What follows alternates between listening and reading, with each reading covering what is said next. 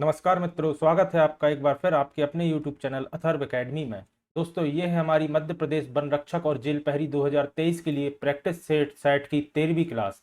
इसके पहले मैं 12 क्लास चैनल पर अपलोड कर चुका हूं, जो अगर आपने अभी तक नहीं देखी है तो उन्हें जाकर एक बार जरूर देखिएगा।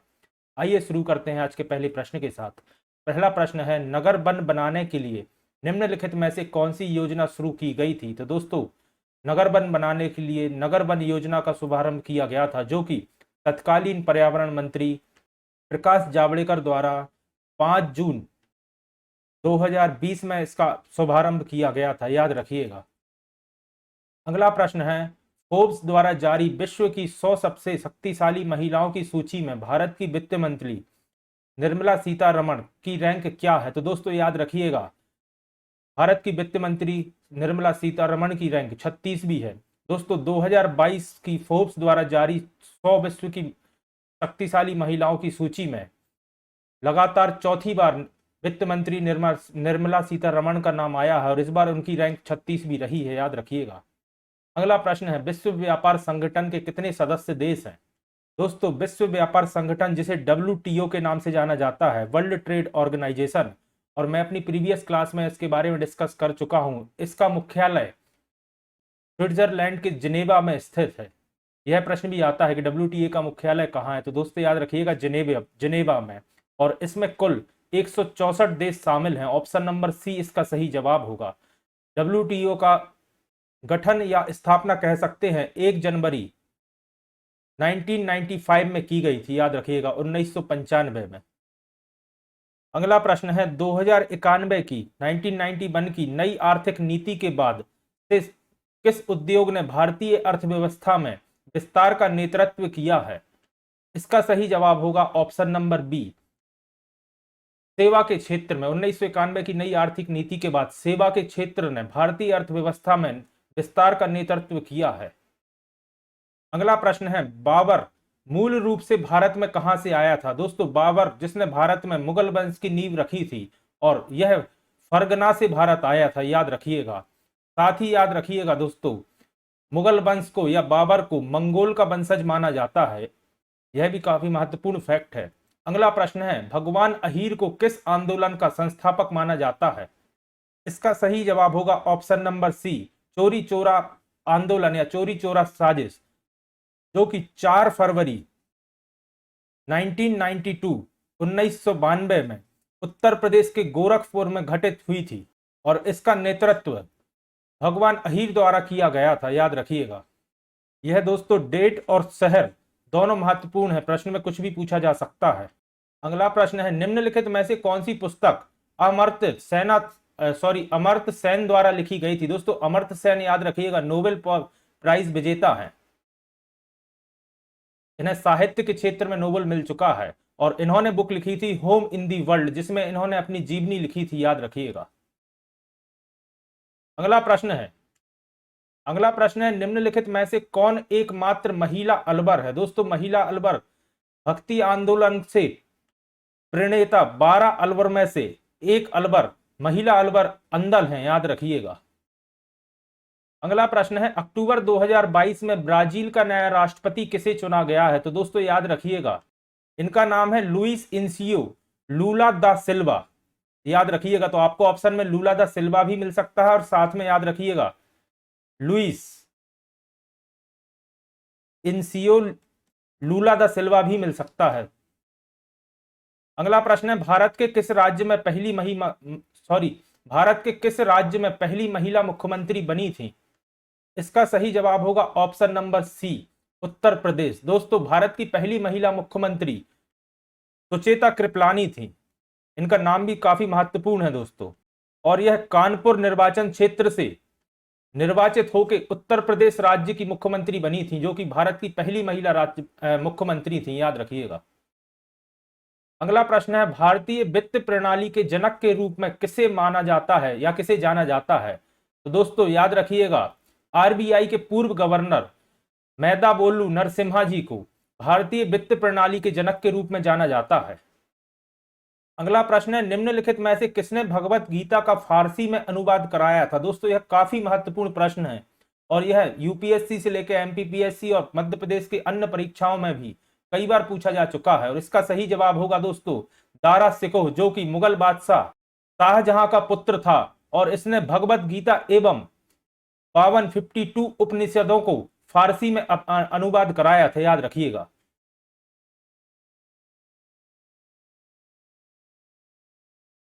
अगला प्रश्न है, किस राज्य सरकार ने गिद्ध संरक्षण के लिए एक नए राज्य स्तरीय समिति की शुरुआत की है? तो दोस्तों तमिलनाडु सरकार ने 19 अक्टूबर 2022 को 10 सदस्यीय समिति का गठन किया है, जो कि राज्य में गिद्ध संरक्षण का कार्य करेगी या उसकी समीक्षा करेगी। अगला प्रश्न है, कस्तूरबा गांधी बालिका विद्यालय का शुभारंभ किस वर्ष हुआ था? तो याद रखिएगा 20 जुलाई 2004 को, डेट भी याद रखिएगा। 20 जुलाई 2004 को आरक्षित वर्ग ओबीसी, एसटी, एससी एवं मुस्लिम महिला या बालिकाओं को शिक्षा प्रदान करने के लिए कस्तूरबा गांधी बालिका विद्यालय का शुभारंभ किया गया था। अगला प्रश्न है, डीएनए के 2 स्ट्रैंड किस प्रकार बंधे होते हैं? तो दोस्तों यह हाइड्रोजन बॉन्ड्स द्वारा बंधे होते हैं। कई बार आपको बॉन्ड्स की जगह बंध भी लिखा मिल सकता है। किस बंध द्वारा बंधे होते हैं, या हाइड्रोजन बॉन्ड्स या हाइड्रोजन बंध, आपको ऑप्शन में मिल सकता है। अगला प्रश्न है, लार निम्नलिखित में से किसके पाचन में सहयोग करती है? तो दोस्तों जैसा कि आप सभी जानते होंगे, लार स्टार्च के पाचन में सहयोग करती है। अगला प्रश्न है, निम्नलिखित में से कौन सी सदिश राशि है? तो जैसा कि आप सभी जानते होंगे, सदिश राशि वह होती है जिसके परिणाम में जिसमें परिणाम के साथ साथ दिशा भी होती है, वह सदिश राशि होती है, और जिसमें सिर्फ परिणाम होता है वह अदिश राशि होती है। तो दोस्तों समय, चाल यह और दूरी यह अदिश राशि है, लेकिन विस्थापन यानी कि डिस्प्लेसमेंट एक सदिश राशि है जिसकी यूनिट मीटर होती है, याद रखिएगा। अगला प्रश्न है, क्रायोलाइट निम्नलिखित में से किस धातु का अयस्क है? तो दोस्तों क्रायोलाइट एल्यूमिनियम का अयस्क होता है। एल्यूमिनियम का मुख्य अयस्क होता है बॉक्साइड। इसके अलावा क्रायोलाइट एवं कोरंडम भी याद रखिएगा, यह भी एल्यूमिनियम का अयस्क होता है। तो बॉक्साइड जनरली एग्जाम में कम पूछा जाता है, क्रायोलाइट या कोरंडम आपको क्वेश्चन में पूछा जा सकता है। अगला प्रश्न है, पपीता एवं आम का खाने योग्य भाग कौन सा होता है? तो दोस्तों इन दोनों फलों का जो मध्य फल भीति हिस्सा होता है यह खाने योग्य पार्ट होता है। अगला प्रश्न है, यूरेनियम विखंडन की सतत प्रक्रिया को जारी रखने में किस कण की जरूरत होती है? तो दोस्तों न्यूट्रॉन की जरूरत होती है, याद रखिएगा। ऑप्शन नंबर सी इसका सही जवाब होगा। अगला प्रश्न है, वनस्पति तेल से वनस्पति घी बनाने में प्रयुक्त क्या होता है? तो दोस्तों हाइड्रोजन गैस प्रयुक्त होती है।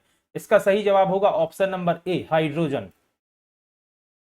अगला प्रश्न है, पाई हीलियोमीटर का प्रयोग निम्न में से किसे मापने के लिए किया जाता है? तो दोस्तों पाई हीलियोमीटर का प्रयोग सोलर रेडिएशन मापने के लिए किया जाता है। ऑप्शन नंबर बी इसका सही जवाब होगा। अगला प्रश्न है, out of the given words only one is not spelled correctly. दोस्तों सही स्पेलिंग वाला वर्ड देखना है। Find the word which is not correctly spelled. तो दोस्तों मेडिसन इसी तरह लिखा जाता है, मैरिज की भी स्पेलिंग सही है, मैथमेटिक्स की भी सही है, लेकिन मिनिस्ट्री में दोस्तों MINISTRI लिखा जाता है, यहां डबल एन दिया हुआ है। ऑप्शन नंबर डी इसका सही जवाब होगा, मिनिस्ट्री। अगला प्रश्न है, fill in the blank with correct option. The concert had to be called blank because the singer met with an accident last night. तो दोस्तों कॉल्ड के साथ ऑफ आएगा, कॉल्ड ऑफ का मतलब होता है कैंसिल करना। ऑप्शन नंबर ए इसका सही जवाब होगा। अगला है, fill in the blank with correct preposition. From the top of the skyscraper the car dash look like insect. तो दोस्तों कार के नीचे यानी कि बिलो, ऑप्शन नंबर बी इसका सही जवाब होगा। बिलो इस जगह यूज किया जाता है जहां लोअर देन समथिंग की कंडीशन बनती है, किसी चीज के नीचे। अगला प्रश्न है, वीणा पत्रिका का प्रकाशन स्थान है। तो दोस्तों वीणा पत्रिका जैसा कि आप सभी जानते होंगे इंदौर से प्रकाशित होती है। अगला प्रश्न है, पहला विश्व हिंदी सम्मेलन कहां पर आयोजित किया गया था? तो दोस्तों वर्ष 1975 में पहला विश्व हिंदी सम्मेलन नागपुर में आयोजित किया गया था। ऑप्शन नंबर ए इसका सही जवाब होगा, और यह डेट भी याद रखिएगा। अगला प्रश्न है, या, रा, ला, बा किस वर्ग के व्यंजन है? तो दोस्तों यह अंतःस्थ व्यंजन है। ऑप्शन नंबर सी इसका सही जवाब होगा। वहीं अगर ऊष्म व्यंजन की बात की जाए तो याद रखिएगा सा, सा, था एवं हा, यह ऊष्म व्यंजन कहलाते हैं या ऊष्म वर्ग के व्यंजन कहलाते हैं। अगला प्रश्न है, आज भी भारत में श्रवण कुमार पैदा होते हैं, वाक्य में रेखांकित शब्द की संज्ञा कौन सी है? आज भी भारत में श्रवण कुमार, तो दोस्तों यह जातिवाचक संज्ञा है। यह व्यक्ति श्रवण कुमार की बात नहीं हो रही, श्रवण कुमार जैसे व्यक्तियों की बात हो रही है, जो कि एक जातिवाचक संज्ञा का उदाहरण है। अगला प्रश्न है, राष्ट्रपति में कौन सा समास है? तो दोस्तों राष्ट्रपति में तत्पुरुष समास है, जहां कारक उत्तरदायी होता है किसी भी शब्द का विच्छेद करने पर, वहां तत्पुरुष समास होता है।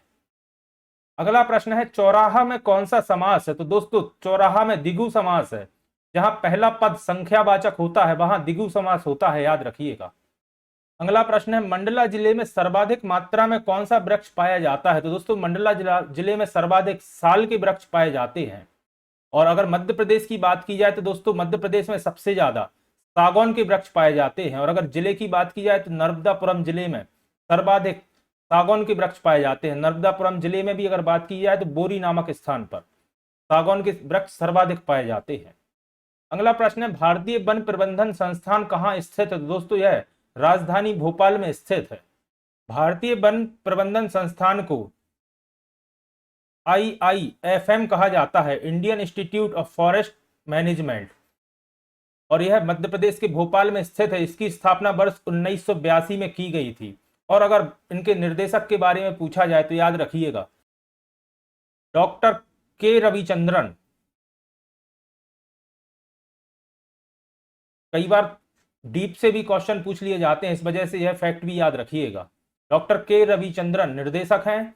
1982 में स्थापना की गई थी और भोपाल में स्थित है IIFM, Indian institute of forest management. अगला प्रश्न है, संजीवनी संस्थान कहाँ स्थित है? दोस्तों यह भी भोपाल में ही स्थित है, संजीवनी संस्था। अगला प्रश्न है, पर्यावरण नियोजन एवं समन्वय संगठन की स्थापना कब की गई थी? तो याद रखिएगा इसकी स्थापना वर्ष 1981 में की गई थी। अगला प्रश्न है, मध्य प्रदेश में आपदा प्रबंधन संस्थान कहाँ स्थित है? इसे स्टेट डिजास्टर मैनेजमेंट अथॉरिटी कहा जाता है और यह भोपाल में स्थित है। और इसे वर्ष 2005 अधिनियम के प्रावधान के तहत 5 सितंबर 2007 में गठित किया गया था, याद रखिएगा। यह दोनों चीज पूछी जाती, गठित कब किया गया था? तो 5 सितंबर 2007। और किस अधिनियम के तहत? तो 2005 अधिनियम के तहत किया गया था भोपाल में। अगला प्रश्न है, मध्य प्रदेश में किस प्रकार के वन पाए जाते हैं? तो दोस्तों आप सभी को मालूम होगा मध्य प्रदेश में उष्णकटिबंधीय वन पाए जाते हैं। यह प्रश्न भी काफी महत्वपूर्ण है। तो दोस्तों ये थी आज की हमारी क्लास, आशा करता हूं आपके लिए पसंद आई होगी। अगर वीडियो आपको पसंद आई तो वीडियो को लाइक करें, और अगर आप चैनल पर नए हैं तो चैनल को सब्सक्राइब करें और ज्यादा से ज्यादा लोगों तक शेयर करें।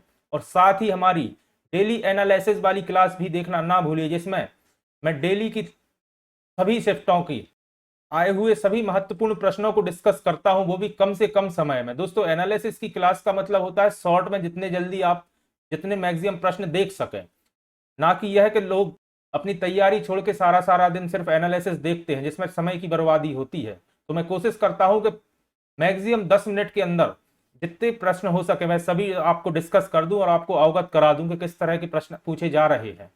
धन्यवाद दोस्तों।